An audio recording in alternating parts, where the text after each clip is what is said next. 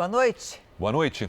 Em São Paulo, quadrilhas mudam de estratégia para roubar. Com mais gente em casa, ladrões aproveitam para assaltar condomínios. Para enganar a segurança, eles se passam por moradores e atacam no entra e sai de gente. A fuga na rodovia de São Paulo terminou com um capotamento, um criminoso baleado e outro preso. São ladrões que tinham acabado de assaltar um condomínio. É um crime que cresceu neste período em que há muita gente em casa e um grande entra e sai de pessoas.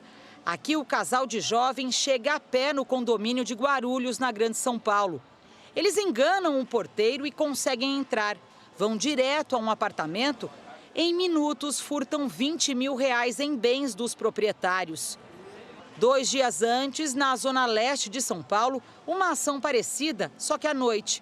2 adolescentes conseguem furtar um apartamento. Em outro prédio, o mesmo suspeito age sozinho, rouba joias e computadores. Em São Bernardo do Campo, no ABC Paulista, os assaltantes chegam de carro e fingem falar com um morador pelo celular. Repare que eles dançam e cantam no carro para despistar o segurança. Mas o vigilante desconfia e eles não conseguem entrar. Leandro presta consultoria de segurança para 170 condomínios da região metropolitana. 56 foram alvos das quadrilhas desde o fim de março, quando começou a quarentena no estado. Se não há oportunidade nas ruas, vão gerar busca em algum local. E o condomínio foi um dos locais, mas eles conseguem, inclusive, adentrar apartamentos que estão vazios e subtrair pertences. Na maioria dos crimes que vem ocorrendo na quarentena, os suspeitos fingem ser conhecidos na hora de entrar nos prédios. Acenam para os porteiros, conversam com os moradores quando o portão é aberto. Como não há qualquer gesto de intimidação ou de violência na maioria das vezes, ninguém desconfia do comportamento deles. E é justamente aí que mora o perigo. Neste condomínio, a síndica investiu pesado no treinamento de funcionários e usa a tecnologia para impedir a entrada de estranhos, mesmo que tentem aproveitar a entrada de moradores. Eu vou acionar a minha biometria para entrar e passar por esse primeiro portão. E vou ficar travada no segundo portão, porque o segundo portão ele só abre com acionamento interno da cabine aqui. Se porventura eu não percebi que alguém está me acompanhando, vai ficar travado no segundo portão. E o porteiro vai exigir a identificação da segunda pessoa que está dentro. Veja agora outros destaques do dia. Vídeo de reunião ministerial é apresentado em Brasília. O presidente nega qualquer tentativa de interferir na Polícia Federal. Decreto que reabre salões e academias divide governadores e não será cumprido em todo o país. E os números da Covid-19 no Brasil.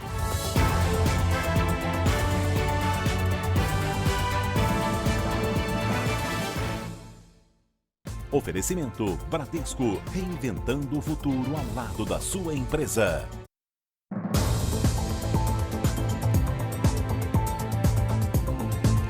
Parece roteiro de filme. Afetados pela pandemia do coronavírus, colombianos estão vivendo há 12 dias no aeroporto de Guarulhos, em São Paulo. Eles até encontraram um jeito de cozinhar enquanto aguardam uma chance de voltar para casa. Lenha e fogo para fazer o arroz, o macarrão e o ovo. É no improviso e com doações que eles conseguem comer todos os dias. O maior aeroporto do Brasil, que inclusive está bem vazio nesse momento, virou a casa desse grupo de colombianos há 12 dias. Eles querem voltar para a Colômbia, mas para isso dizem que precisariam ter o dinheiro da passagem, algo equivalente a R$ 3.700. Mas hoje, nesse momento, eles não têm nem dinheiro para comer. Andres e a mulher Vitória vieram de Recife. Ele diz que com a pandemia foi demitido da loja onde trabalhava. Todo dia aqui sem certo, todos os dias aguardando uma ajuda, aguardando quem vem aqui a trazer algo para nós. Vitória se emociona ao falar da mãe idosa, que está na Colômbia e muito doente. Está em uma terapia de cuidados intensivos, mas tem que ser forte, não? A Embaixada da Colômbia no Brasil disse que tem dado assistência aos colombianos e que ainda esta semana haverá um novo voo para repatriar 173 pessoas. Em Salvador, este grupo de argentinos voltou hoje para casa depois de 1 mês e meio de espera. São 94 pessoas. A maioria estava em Morro de São Paulo, de férias. Antes do embarque, todos passaram por uma avaliação médica. Segundo o consulado do país vizinho, este foi o último voo de argentinos que estavam retidos aqui no Brasil. Um grupo de brasileiros está retido na Índia desde março, quando o país decretou bloqueio total por causa do coronavírus. Valdemir é piloto de avião. Estava a trabalho em Calcutá no final de março, quando a Índia decretou o bloqueio total.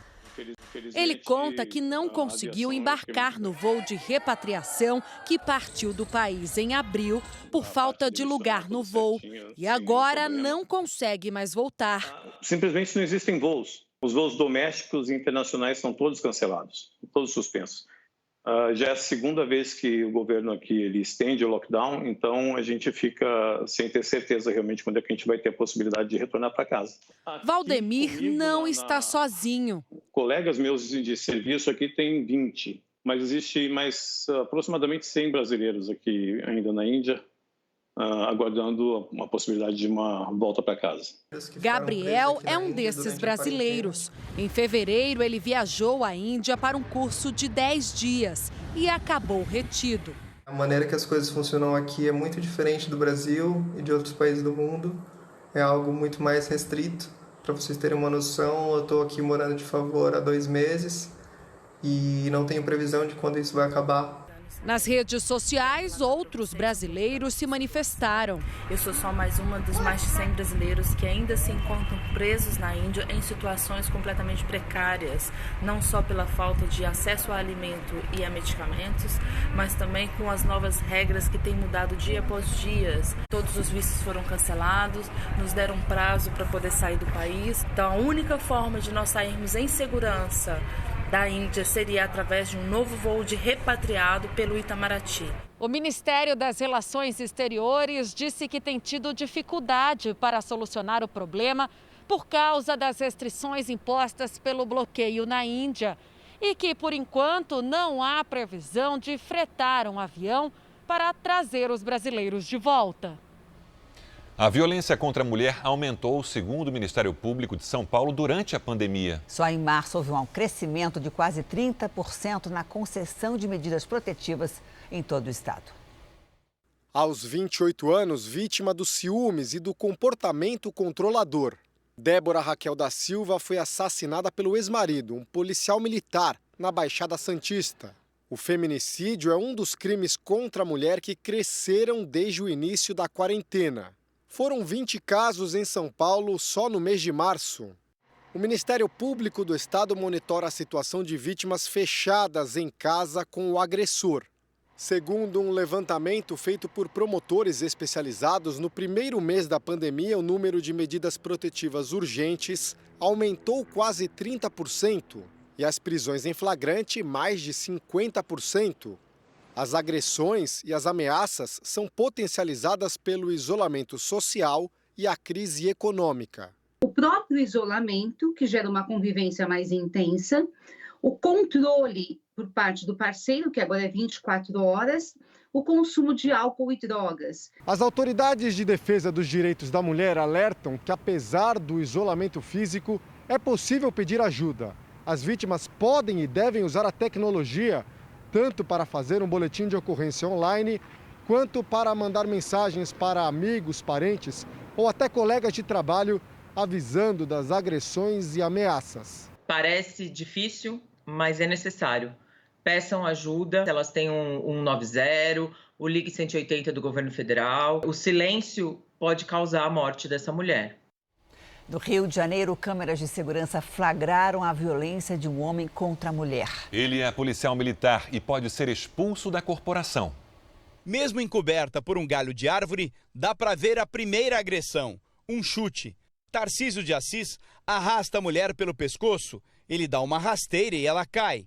Repare que a mulher tenta filmar a violência. O marido, que é policial militar, usa o chinelo para espancá-la. O flagrante foi feito pelo sistema de segurança da residência do casal. No mesmo vídeo, pouco depois das agressões, o casal volta a conversar. A vítima procurou a delegacia e contou que foi a segunda agressão em menos de uma semana. Tendo em vista a gravidade das agressões e o relato de agressões constantes, a gente envidou esforços para que a prisão dele saísse o quanto antes. Ele ficou preso por 4 dias. Tarcísio foi solto depois que a esposa disse à justiça que não sentia ameaçada pela liberdade do marido. Por causa dessa declaração, o juiz não determinou nenhuma medida protetiva. O policial reconheceu ao advogado que passou dos limites. Esse estresse, essa situação de alerta permanente, né, isso vai tornando o policial militar muito reativo. Tarcísio de Assis é reincidente. Há 5 anos, ele foi preso por agredir outra companheira. Naquela época, o PM foi obrigado a fazer sessões de terapia e escapou de punição severa. Mas dessa vez, as imagens foram parar na corregedoria da PM e ele corre o risco de ser expulso da corporação. Uma ação que repudiamos, reforçamos nossa total intolerância contra esse tipo de desvio de conduta. Internamente, providências administrativas serão adotadas para fazer justiça. Vamos aos números da Covid no Brasil. Hoje são 177.589 casos da doença e 12.400 mortes. 881 com registro nas últimas 24 horas. 72.597 pacientes já se curaram da doença e 92.593 estão em acompanhamento neste momento. São Paulo tem 47.719 casos, com 3.949 mortes. Em seguida, vem o Rio de Janeiro, com 18.486 casos e 1.928 mortes. Ceará, Pernambuco e Amazonas têm juntos mais de 3.500 mortes. Em Porto Alegre, médicos e enfermeiros que estão na linha de frente no combate ao coronavírus fazem denúncias contra a prefeitura, Janine. Eles afirmam que faltam equipamentos básicos de proteção na unidade pública de saúde e que as refeições servidas aos profissionais estariam estragadas. Este enfermeiro, que trabalha em um dos maiores postos de saúde da capital gaúcha, diz que faltam máscaras, aventais e protetores faciais para uso diário há mais de um mês.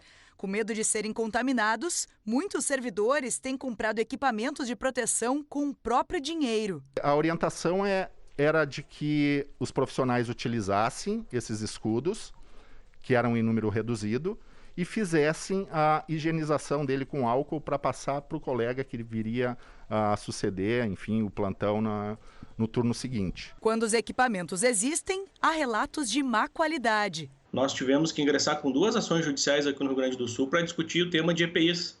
É algo que nós não gostaríamos de estar fazendo. Segundo a Organização Mundial da Saúde, profissionais expostos a pacientes com suspeita de coronavírus devem utilizar, além de luvas, aventais e máscaras faciais apropriadas.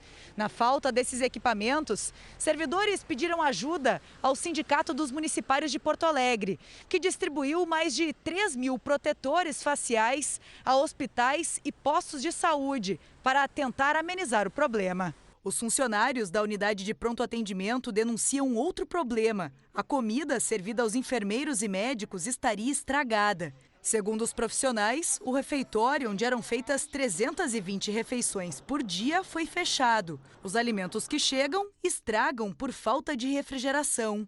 A prefeitura afirma que a alimentação dos pacientes não foi afetada. A gente tem 2 profissionais por turno lá que seguem acompanhando essa questão do acondicionamento, de manutenção da temperatura adequada, enfim, todas as questões que são necessárias, né? A Secretaria da Saúde de Porto Alegre disse que não faltam equipamentos de proteção aos profissionais da saúde e que já comprou mais de 300.000 máscaras cirúrgicas e 100.000 do tipo N95 desde o começo da pandemia.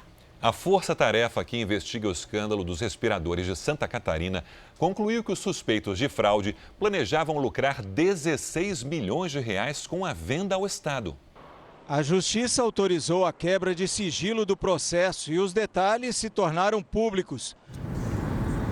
O Ministério Público chegou a pedir as prisões temporárias de 8 pessoas, mas elas foram negadas pela juíza do caso. Entre os suspeitos estão empresários, um advogado, um vereador e o ex-chefe da Casa Civil de Santa Catarina, Douglas Borba, que deixou o cargo. Testemunhas afirmam que ele pressionou servidores para que fechassem a compra emergencial de 200 respiradores com a empresa Veigamed do Rio de Janeiro. Borba nega interferência no processo. O presidente da Câmara de Vereadores de São João de Meriti, no Rio, Davi Perini, também é apontado por ligações com a empresa suspeita. R$300 mil em espécie foram apreendidos na casa dele durante uma operação contra o esquema em Santa Catarina, Rio de Janeiro, São Paulo e Mato Grosso. Além de esclarecer as irregularidades do processo de compra dos respiradores, o Ministério Público também tenta recuperar o dinheiro. R$11 milhões já foram bloqueados para possível ressarcimento aos cofres públicos no final do processo. O valor corresponde a 1/3 do que foi pago à empresa sob suspeita. O Estado pagou antecipadamente à Veigamed R$33 milhões, sem licitação e sem garantias. Os aparelhos deveriam ter sido entregues há mais de um mês. A empresa afirma que o primeiro lote já chegou ao Brasil e será entregue amanhã. Mas são apenas 50, 1/4 do total de 200 respiradores comprados pelo Estado. Esperamos que se chegue também a responsabilidade não só de pessoas aqui em Santa Catarina, que em tese tenham participado dessa situação que tem já comprovado a fraude documental, outras situações, mas também essas pernas que nós chamamos, tanto no Rio de Janeiro quanto em São Paulo, que possam ser todos responsabilizados, né? A Veigamed promete honrar o contrato e entregar o restante dos aparelhos até o final de maio. Em nota, a Veigamed informou que o restante desses aparelhos, confirmando, chegará da China em 3 remessas. E a empresa disse que atua há 22 anos na área e que repudia as acusações feitas na investigação. Em apenas 2 anos de mandato, o governador do Amazonas, Wilson Lima, do PSC, pagou quase R$7 milhões do dinheiro público pelo serviço de uma empresa de táxi aéreo. A maioria dos contratos foi assinada sem licitação. Entre janeiro e fevereiro deste ano, um jato de luxo foi alugado 2 vezes por R$700 mil. A reportagem é de Tiago Samora, Tony Chachinet e José Augusto Souza. A aeronave que aparece nas imagens pertence à Rico Linhas Aéreas. Desde o início do mandato do governador Wilson Lima, em 2019, a empresa recebeu quase R$7 milhões entre aluguéis de aviões sem licitação e despesas feitas por administrações anteriores. Em 2018, a companhia aérea fretou aeronaves para a campanha eleitoral de Wilson Lima. Um dia depois de assumir o comando do estado do Amazonas, Wilson ordenou o primeiro pagamento à empresa, R$1 milhão pelos serviços prestados em 2017. O último contrato com a empresa de táxi aéreo venceu em julho do ano passado, mas o governo continuou a receber serviços da Rico Linhas Aéreas e a pagar por eles sem licitação. Foram pelo menos R$3 milhões e R$700 mil por 10 voos. Só neste ano, a empresa foi contratada pelo menos 3 vezes. Em janeiro, foi alugado um avião anfíbio, como este, que pousa na água. Mais de R$25 mil foram pagos por 15 horas de voo. Ainda em 2020, o governador Wilson Lima alugou por 2 vezes um jato de luxo, com capacidade para 8 pessoas. Pagou quase R$700 mil. A mesma empresa que recebeu milhões do governo Wilson Lima sem licitação foi alvo da Operação Lava Jato no fim do ano passado. A Rico Linhas Aéreas foi citada em delações premiadas. Para este cientista político, a troca de favores à custa de dinheiro público é uma prática ainda difícil de combater no Brasil. E boa parte do nosso empresariado ainda é muito refém do Estado brasileiro. O Estado brasileiro ele é muito grande, ele distribui bem os recursos, né? E boa parte das empresas, os grandes negócios dependem, boa parte desse financiamento público. O governo do Amazonas disse que as viagens de avião seguiram os compromissos oficiais do governador e do vice-governador. Entre os passageiros estavam autoridades da comitiva, assessoria de imprensa e seguranças. O governo do estado afirmou que todos os contratos firmados com a empresa Rico Táxi Aéreo tiveram a despesa comprovada e atestada mediante contrato e que os pagamentos foram publicados no portal da Transparência e no Diário Oficial. A Rico Táxi Aéreo não se manifestou. 3 ministros prestaram depoimento hoje sobre a reunião em que, de acordo com Sérgio Moro, o presidente Bolsonaro propôs a troca do superintendente da Polícia Federal no Rio de Janeiro. Segundo fontes do Jornal da Record, o presidente pediu a mudança para proteger filhos e amigos. Investigadores da Polícia Federal e procuradores chegaram por volta das 4 horas da tarde ao Palácio do Planalto. No quarto andar, foram aos gabinetes dos ministros Augusto Heleno, de Segurança Institucional, Luiz Eduardo Ramos, da Secretaria de Governo e Walter Braga Neto, da Casa Civil. Os 3 ministros da ala militar do governo responderam a perguntas sobre o depoimento do ex-ministro da Justiça, pelo qual o presidente Jair Bolsonaro teria tentado interferir na autonomia da Polícia Federal. Mais cedo, na sede da PF, o vídeo apontado como prova por Moro foi assistido por ele e seus advogados, por representantes da Procuradoria-Geral da República, do Supremo Tribunal Federal, delegados da Polícia Federal e pelo advogado-geral da União, José Levi Melo.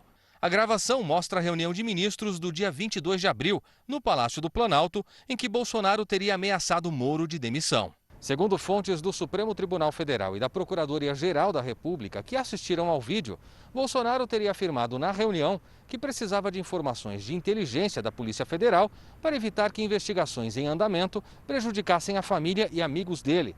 O vídeo desse encontro é uma das evidências do inquérito aberto no Supremo para investigar o presidente. O relator do caso, o ministro Celso de Mello, autorizou a perícia no material para atestar que não houve edição. O ex-superintendente da PF no Rio de Janeiro, Ricardo Saad, alvo do pedido de troca de Bolsonaro, prestou depoimento ontem em Brasília. Ele afirmou aos investigadores que nunca recebeu, de maneira direta ou indireta, pedidos de relatórios de inteligência do presidente ou do ex-ministro Sérgio Moro. Sobre ter sido deslocado do cargo, Saad disse que teve ciência pela imprensa de uma declaração do presidente Jair Bolsonaro demonstrando a intenção de trocar o superintendente do Rio de Janeiro. Porém, não chegou a questionar especificamente ao delegado Maurício Valeixo o motivo da decisão de sua exoneração. Questionado sobre as razões de ter sido exonerado, afirmou desconhecê-las. O presidente Bolsonaro negou que o vídeo da reunião ministerial do dia 22 de abril tenha qualquer sugestão dele que indique interferência na Polícia Federal. O presidente Jair Bolsonaro estava no Palácio do Planalto quando as primeiras informações não oficiais sobre o vídeo da reunião ministerial começaram a vazar. A avaliação aqui no Palácio do Planalto é de que a situação exigia uma resposta imediata de Jair Bolsonaro. O governo diz que não há nada no vídeo que comprometa o presidente. Fontes ligadas a Jair Bolsonaro afirmaram durante toda a tarde que as informações divulgadas não eram verdadeiras, ou seja, que não há nada no vídeo que comprove as denúncias de interferência na Polícia Federal. Para dar a sua versão sobre a gravação, Bolsonaro saiu na rampa do Palácio do Planalto e respondeu a várias perguntas. Estão falando que o vídeo que foi é muito ruim, que comprovaria as denúncias do Moro. É o seguinte, vocês vão se surpreender quando esse vídeo aparecer. Continuam pregando, desinformando a mídia. Esse informante, esse vazador, está prestando desserviço. Não existe no vídeo a palavra Polícia Federal e nem superintendente. Como que o senhor vê essa interpretação aí? A interpretação vai na cabeça de cada um. Jair Bolsonaro não negou que tenha falado sobre a família na reunião e disse que o diálogo com Moro poderia ser divulgado. Esse vídeo pode ser todo mostrado a vocês, exceto quando se trata das questões de política externa e segurança nacional. Esse vídeo agora é a última cartada midiática usando da falácia e da mentira para tentar achar que eu tentei interferir na PF. O presidente admitiu ter cobrado uma posição pública de Sérgio Moro sobre o uso de algemas em pessoas que desobedeciam o isolamento social. Eu reclamei das prisões, levando em conta especial algemas. Eu não sei se foi do Conselho Nacional de Justiça ou do Supremo, a questão da algema é em casos excepcionais. Quando você algema aí uma pessoa, um trabalhador, tá? Um idoso, uma mulher, não tem cabimento a algema. E, no meu entender, o juiz da Justiça deveria se manifestar nesse momento. Afinal de contas, né, como está na fita, o próprio Supremo ou CNJ, no passado, já falou que o uso de algema é apenas em excepcionalidade. Não tem irritação tocante a isso aí, é cumprimento de lei. Nesta terça-feira, o presidente também participou de uma reunião ministerial no Palácio da Alvorada. Dessa vez, o encontro não foi filmado. E terminou agora há pouco o depoimento do general Walter Braga Neto, ministro da Casa Civil, o único que concluiu entre os depoimentos marcados para esta terça-feira. Vamos ao vivo a Brasília com o repórter Luiz Fara Monteiro, que tem as informações. Fara, boa noite. Oi, Sérgio, boa noite. Durou quase 3 horas e meia o depoimento do general Walter Braga Neto, o ministro da Casa Civil, considerado aí um dos ministros mais importantes, auxiliares do presidente da República, a participar dessas audiências marcadas para esta terça-feira. Os delegados da Polícia Federal vieram até o Palácio do Planalto e iniciaram os trabalhos às 4 da tarde. O ministro Luiz Eduardo Ramos, da Secretaria de Governo, e Augusto Heleno, do Gabinete de Segurança Institucional, continuam prestando as informações em salas separadas do 4º andar e não há previsão de conclusão. Os advogados de Sérgio Moro acompanham esses depoimentos de perto. Eles acompanham aí e também participam das audiências. Moro foi quem apontou os 3 generais como testemunhas ao presidente Jair Bolsonaro. Aqui no Palácio do Planalto, esse inquérito está apurando as denúncias feitas pelo ex-ministro da Justiça de que Bolsonaro teria ameaçado Moro de demissão caso ele não promovesse trocas no comando da Polícia Federal. De Brasília, Luiz Fara Monteiro. Obrigado, Fara.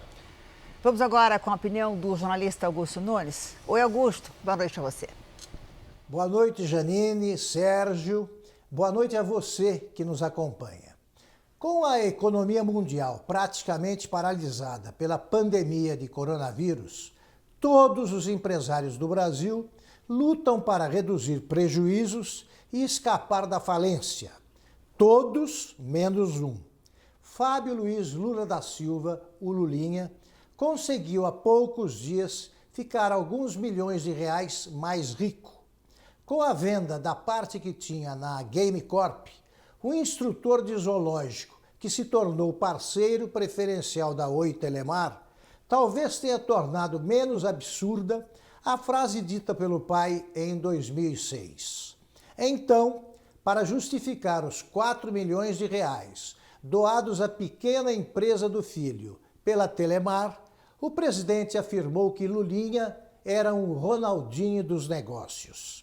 A Polícia Federal descobriu em dezembro passado que a companhia telefônica, entre 2004 e 2016, despejou mais de 100 milhões de reais na empresa de Lulinha.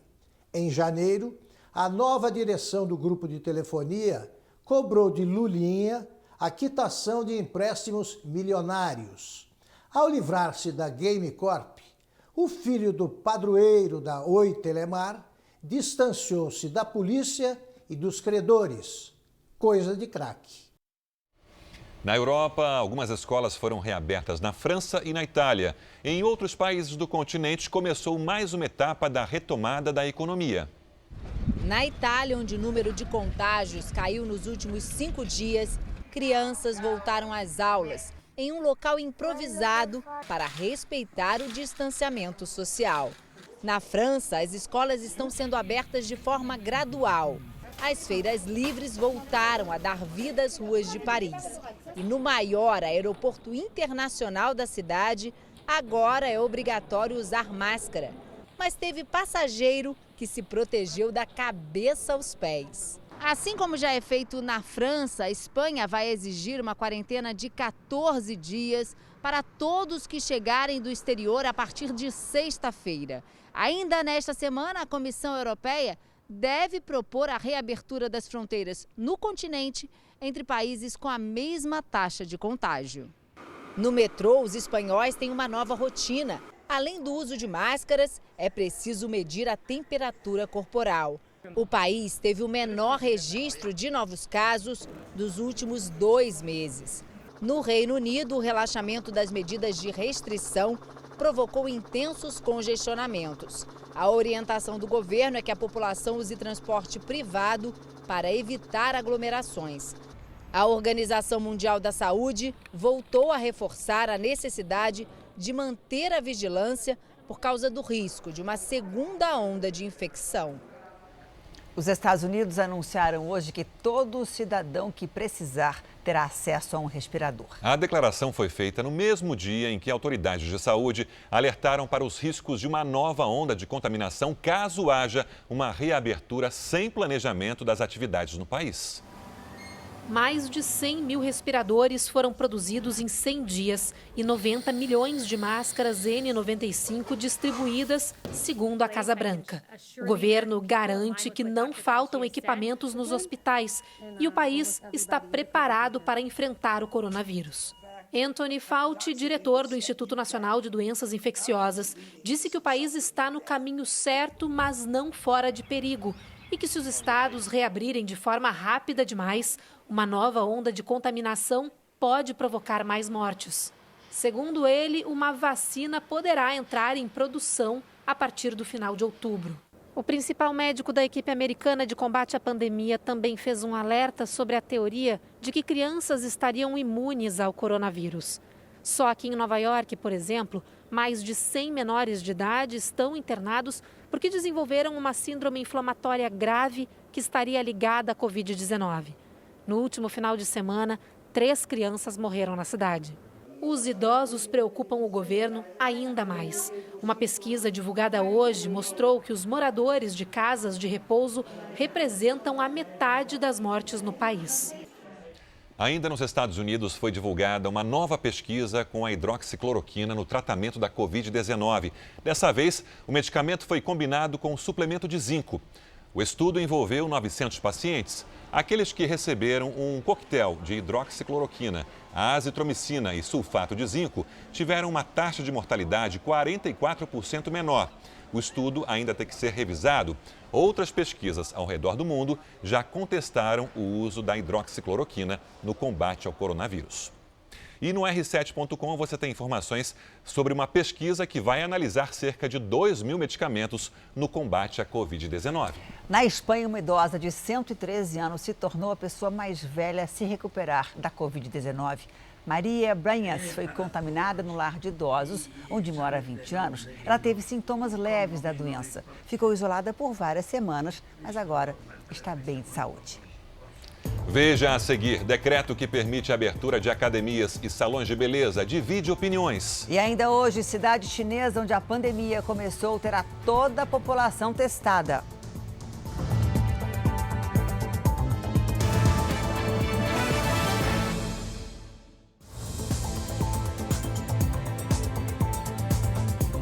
Uma jovem de 22 anos, finalista do último concurso de Miss Amazonas, foi morta no apartamento do namorado em Manaus. Ele é o principal suspeito.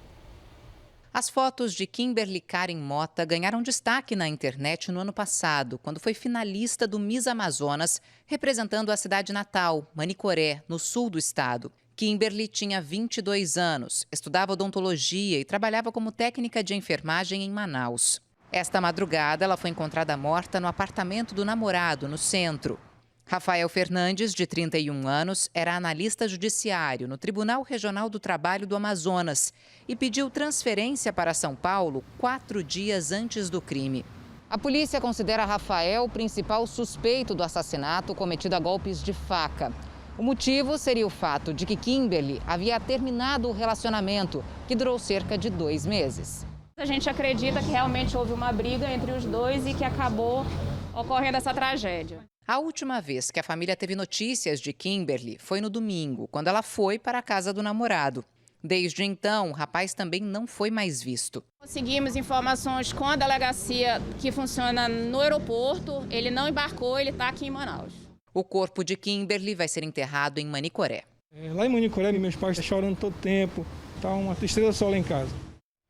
Tentamos contato com o Rafael Fernandes, suspeito do crime, mas ele não retornou à nossa ligação. No Rio Grande do Sul, 2 pessoas foram presas numa operação de combate a crimes de extorsão sexual. Polícia! Os mandados foram cumpridos nas cidades de Farroupilha, Montenegro e Caxias do Sul. A polícia apreendeu celulares, cartões bancários e computadores. O chamado golpe dos nudes era praticado pela internet. Os criminosos criavam perfis falsos de mulheres e adicionavam homens de meia idade nas redes sociais. E a partir disso começam a compartilhar fotos de mulheres nuas e os homens acabam compartilhando também.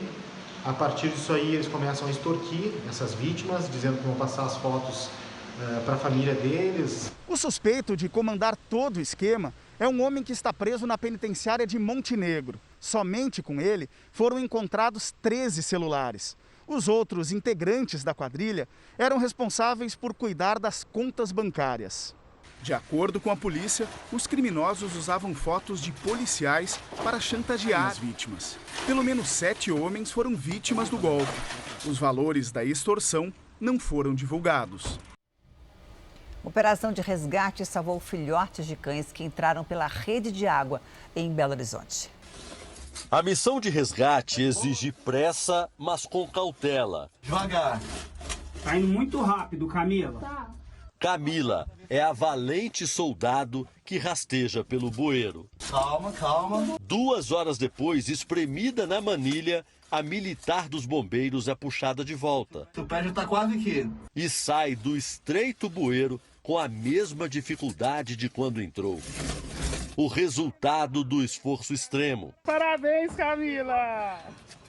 Camila salvou 2 cachorrinhos, gente. Aos 25 anos de idade, 2 no corpo de bombeiros, Camila diz que foi uma experiência diferente. A gente imagina muito entrar dentro de rio, dentro de mata, às vezes fazer um rapel, mas eu nunca pensei num esgoto em si. Era madrugada quando os vizinhos acordaram com o choro de 7 filhotes perto do bueiro. 5 foram levados na hora pelos moradores, mas os outros 2 caíram na rede de esgoto. Depois do resgate, a matilha ganhou um novo lar.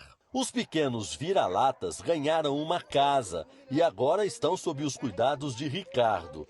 Restaram 4 cães, já que 3 acabaram morrendo. Que ela sempre continua fazendo esse trabalho. Posso dormir tranquila hoje, sabendo que 2 filhotes foram resgatados. Desde janeiro não chovia tanto no Rio Grande do Sul. Em algumas cidades, em 24 horas, choveu mais da metade do que era esperado para todo o mês de maio. Boa noite, Lidiane. Essa chuva avança pelo Brasil? Avança sim, Janine. Boa noite para você, para todo mundo que nos acompanha. Amanhã a frente fria chega já ao Paraná, com chance de tempestade entre Santa Catarina e Mato Grosso do Sul e alerta para granizo, trovoadas e ventania acima dos 60 km por hora. No litoral do Nordeste tem risco de alagamentos na Bahia e também em Sergipe. Tempo firme sem chuva do Rio de Janeiro até o interior do Nordeste. Em São Paulo o tempo muda à noite, mas sem risco para temporais. Em Porto Alegre e em Curitiba, temporais com máxima de 22 graus. Em Campo Grande faz 24, no Rio 30. Em Maceió 27 e em Porto Velho até 34 graus. Lidiane, a Denise Almeida de Santana, na Bahia, quer saber quando é que vai esfriar por lá? Na Bahia. Na Bahia. Olha, Denise, como o pessoal do Nordeste diz, esfria não, viu? Pelo menos até o fim do mês. Amanhã, 28 graus por aí. Já na capital paulista, pode chover à noite e amanhã máxima de 24. Depois é bom se preparar que cai mais ainda. Obrigada, Lidiane. Até Boa noite para você. Até amanhã. De portas fechadas na maior parte do Brasil há quase 2 meses, academias e salões de beleza poderão reabrir, segundo o governo federal. Um decreto do presidente Bolsonaro classifica os serviços como essenciais, mas a medida não será seguida por pelo menos 17 estados e o Distrito Federal. As mais de 34 mil academias do Brasil movimentam ao ano boa parte dos quase 12 bilhões de reais gerados pela indústria da atividade física. Já os cerca de 500 mil salões de beleza do país geram milhares de empregos formais e informais. Os 2 setores entraram no decreto baixado nesta segunda pelo presidente Bolsonaro como serviços essenciais. Foram equiparados à construção civil e às atividades industriais. Por isso, podem reabrir, mesmo durante a pandemia. O ministro da Saúde diz que cabe ao Ministério da Economia definir quais são os serviços essenciais e que a decisão final é do presidente da República. Mas as duas atividades são consideradas de alto risco de contágio. O decreto causou divisão entre governadores. 18 já declararam que não vão seguir a determinação. Outros estados concordam e até já tinham autorizado o funcionamento destes serviços. É o caso de Mato Grosso do Sul, Santa Catarina e Rio Grande do Sul. No Espírito Santo e no Mato Grosso, academias seguem fechadas e salões de beleza abertos. Os governos de Minas Gerais e Roraima dizem que a decisão é dos prefeitos. Não se posicionaram ainda sobre a medida os estados de Tocantins e Rondônia. No final da tarde, o presidente Bolsonaro voltou a defender a medida. Olha, a ampliação, é competência minha do Executivo. Quando foi discutido a quantidade de quais profissões seriam essenciais, a cada momento que aparecesse uma profissão fosse ligar para o ministro, eu não ia trabalhar. O governo de São Paulo informou que o decreto está em estudo no Comitê de Combate ao Coronavírus e que vai anunciar novas medidas amanhã. Para dar visibilidade às boas ações durante a pandemia e ajudar a combater as fake news, as marcas acreditam que manter a comunicação direta com o consumidor é a melhor saída para a crise.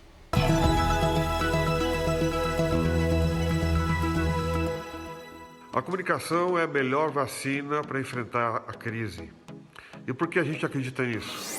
Num contexto de notícias falsas, a comunicação das empresas e das marcas é fundamental para informar as pessoas, os consumidores, as famílias, sobre as melhores práticas de cuidados pessoais, nutrição e também para dar visibilidade das coisas boas que as empresas e as pessoas estão fazendo. É o que a gente chama de notícia boa. Desde os primeiros momentos dessa pandemia, a Nestlé vem apoiando as comunidades vulneráveis, o sistema médico e toda a nossa cadeia de produção, que é composta por agricultores, pequenas e médias empresas. Tanto para os nossos colaboradores, como para toda a sociedade de maneira em geral. Além disso, as nossas marcas estão comunicando de uma maneira diferente, tentando ajudar as famílias que estão confinadas em suas casas. Por exemplo, de como mães e pais podem entreter seus filhos com jogos e atividades físicas, ou como os nossos idosos podem aprender a fazer uma live com seus familiares que estão à distância. Para a Nestlé, sim, a comunicação tem sido a melhor vacina. Veja a seguir, de cada 10 restaurantes, 8 já tiveram que dispensar funcionários. E veja também, a maior estatal de combustíveis do país faz andar as pesquisas para combater a Covid-19.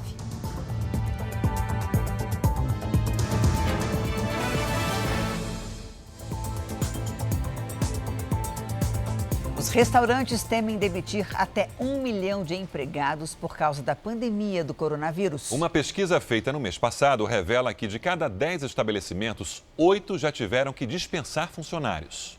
Para ocupar as 20 mesas do salão, antes era comum ter filas de espera. A gente está no momento que é o que todo mundo queria, né? Quer dizer, os clientes vindo, reservas lotadas. Com o faturamento agora, dependendo do delivery, o empresário demitiu 60 dos 90 funcionários. Eu não poderia chegar depois de 60 dias e falar, olha, não tenho receita para pagar a despesa. É uma situação generalizada neste mercado. Um levantamento mostra que no mês passado, 8 de cada 10 restaurantes dispensaram empregados. A Associação Nacional do Setor prevê o fechamento de 1 em cada 5 estabelecimentos, o que pode levar a 1 milhão de demissões. Enquanto se esforçam para atravessar a crise, os donos dos restaurantes já se preocupam com o que virá depois, quando puderem reabrir as portas e receber novamente os clientes. Os empresários acreditam que a volta do movimento ao que era antes da pandemia deve demorar. É o que está acontecendo em outros países. Os 3 estados que os restaurantes já estão abertos nos Estados Unidos, a queda é de 80% no número de pessoas. Na China, a queda passa de 60%. O empresário defende mais incentivos ao setor com redução de impostos. A importância do emprego que esse setor tem, ele é muito maior do que o volume de arrecadação que o Estado pode ter. Nós colocamos ali para dentro dos nossos estabelecimentos muitas pessoas que não tiveram educação formal, que não tem treinamento, e tudo isso é feito dentro de um bar e de um restaurante para depois ele alçar outros voos. O dólar bateu recorde nesta terça-feira. A moeda americana encerrou o dia a R$ 5,86, uma alta de 0,71%. O Ibovespa, o índice da Bolsa de Valores de São Paulo, caiu 1,5%. Segundo especialistas, o valor do dólar ainda é reflexo da queda da taxa Selic na semana passada e também das informações da investigação que envolve o ex-ministro Sérgio Moro e o presidente Jair Bolsonaro. O Ministério da Saúde investiga 39 casos de Covid-19 que podem ter ocorrido antes do dia 26 de fevereiro, data do início da doença aqui no Brasil. 25 desses casos foram em São Paulo. Os outros se espalharam por Amazonas, Bahia, Ceará, Espírito Santo, Goiás, Paraíba, Rio Grande do Sul e Rio de Janeiro. Começou hoje o bloqueio que tenta endurecer o isolamento social em 11 bairros do Rio de Janeiro.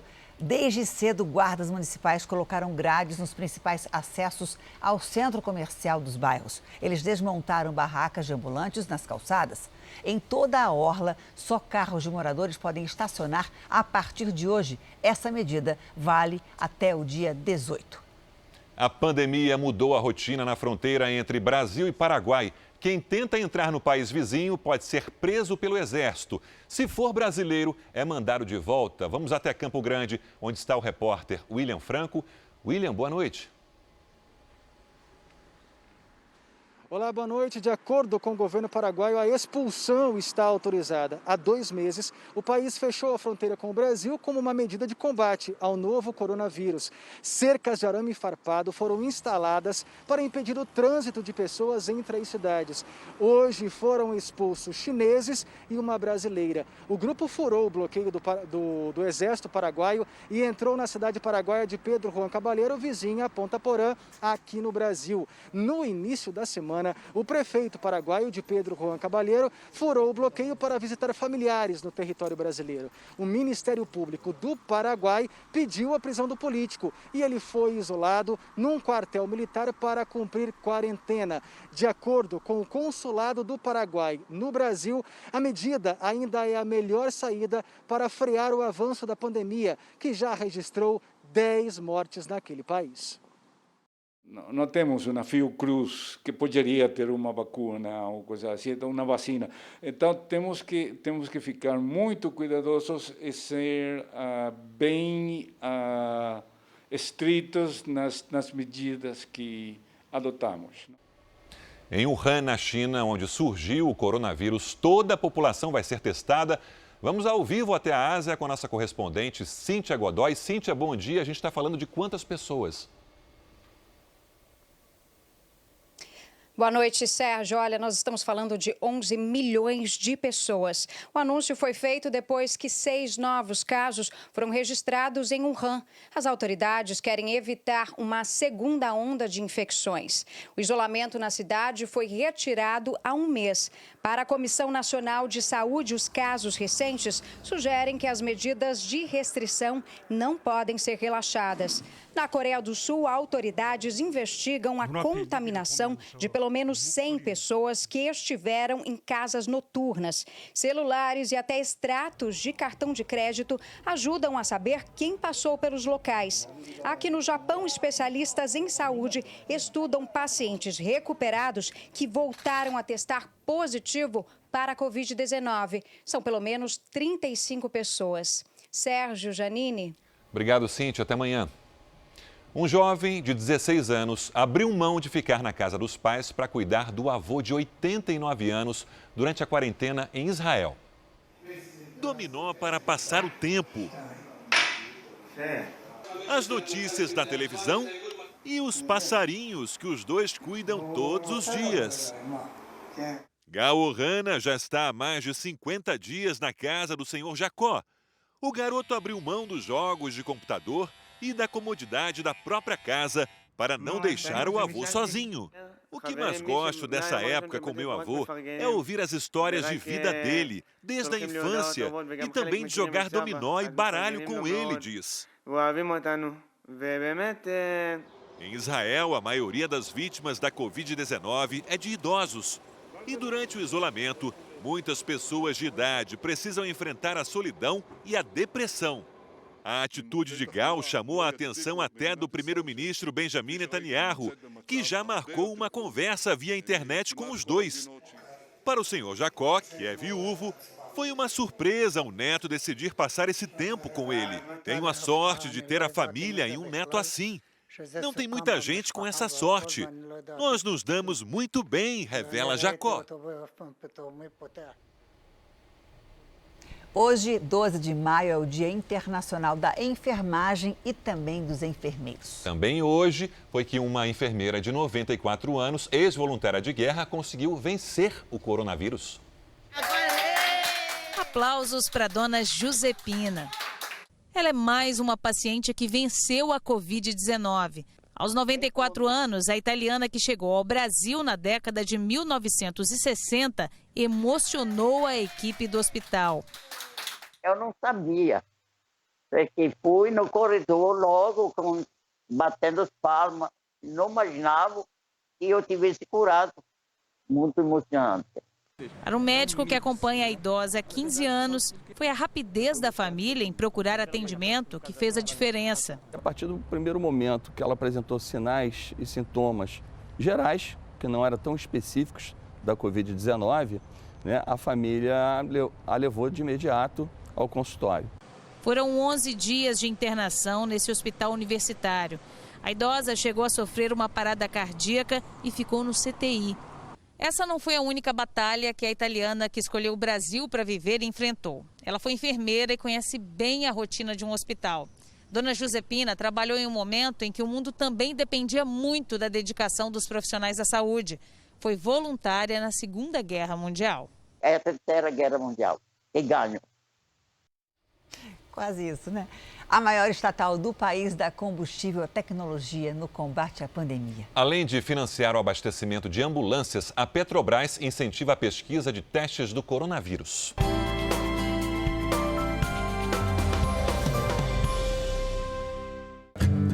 R$600 mil investidos em testes para detectar o novo coronavírus. O trabalho é feito no laboratório da Firjan, a Federação das Indústrias do Estado do Rio de Janeiro. 20 profissionais da Federação e da Universidade Federal do Rio desenvolvem um teste econômico, com os mesmos insumos dos já utilizados atualmente, mas em quantidades menores. Hoje, cada um custa R$ 90. Com o método de otimização, o valor cai para R$ 13. Hoje, meu laboratório, que consegue testar 200 pessoas por dia, eu conseguiria testar até 2.000 pessoas com esse protocolo pronto. Então, a expectativa nossa é que, para começo de julho, eu tenha esse protocolo pronto, escrito e distribuído entre os laboratórios. A pesquisa foi financiada pela Petrobras, que também vai doar 3 milhões de litros de combustível para ambulâncias de hospitais de campanha de todo o país. O suficiente para garantir um abastecimento durante 3 meses. No total, são 30 milhões de reais destinados no combate à Covid-19.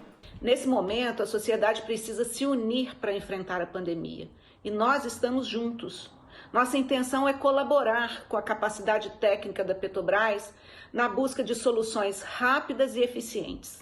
Outra preocupação da empresa: o controle rigoroso na entrada de funcionários e visitantes no centro de pesquisas. O processo de triagem começa ainda aqui do lado de fora do prédio. Primeiro é preciso apontar o celular para esse QR Code e responder a um questionário com 2 perguntas. Se você teve febre nos últimos 7 dias e se você teve tosse ou falta de ar no mesmo período. Aqui dentro tem ainda outras etapas. Álcool em gel à disposição. E depois é preciso passar por esse equipamento que funciona como uma espécie de termômetro. Aquela mira aponta para a parte mais quente do meu rosto, está marcando a testa e está medindo 35,3. Como a temperatura do nosso rosto é em torno de 1 grau mais baixa que a do corpo, se aqui marcar 36,4, um alarme vai tocar e o serviço médico da empresa será acionado. A câmera que mede a temperatura é a mesma utilizada para inspecionar painéis elétricos. A tecnologia que já existia na empresa foi adaptada para ajudar no controle da disseminação da pandemia. O Jornal da Record termina aqui. A edição de hoje na íntegra e também a nossa versão em podcast estão no Play Plus e em todas as nossas plataformas digitais. E à 00:30 tem mais Jornal da Record. Fica agora com a novela Apocalipse. Boa noite, se cuida e a gente se vê amanhã. Boa noite e até amanhã.